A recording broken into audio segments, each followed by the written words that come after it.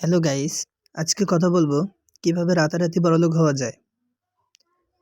আপনি বড়লোক হতে চান তাহলে এখনই ডাউনলোড করে ফেলুন মেলবেড অ্যাপস। এই মেলবেড অ্যাপসে আপনি আপনার আইডিয়াকে কাজে লাগিয়ে এখানে লক্ষ লক্ষ টাকা ইনকাম করতে পারবেন। প্রথমে আপনারা যে কোনো ক্রোম ব্রাউজার থেকে এই মেলবেড অ্যাপসটি ডাউনলোড করে নেবেন। তারপর এই অ্যাপসে প্রবেশ করবেন। এখানে প্রবেশ করার পর এখানে দেখবেন দুটি অপশন আছে, একটি হচ্ছে লগইন আর একটি হচ্ছে রেজিস্ট্রেশন। যেহেতু আমরা একটি ফুল ভেরিফাইড অ্যাকাউন্ট করব, সেজন্য আমরা রেজিস্ট্রেশনে ক্লিক করব। এরপর একটি নতুন পেজে নিয়ে আসবে। এখানে দেখতে পারবেন 4টি অপশন আছে।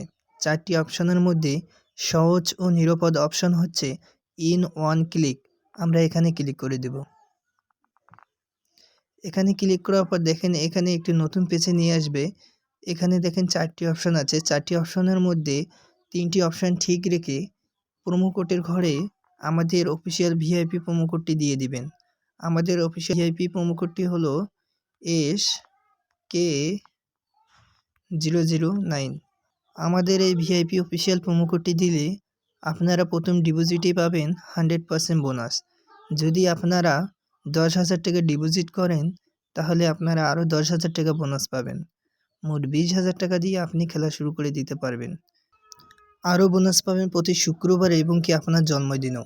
তাই এত সুযোগ সুবিধা পাওয়ার জন্য আপনাকে এই অফিসিয়াল প্রোমো কোডটি দিতে হবে। যদি আপনি এই অফিসিয়াল প্রোমো কোডটি না দেন তাহলে আপনার অ্যাকাউন্টটি ফুল ভেরিফাইড একটি অ্যাকাউন্ট হবে না।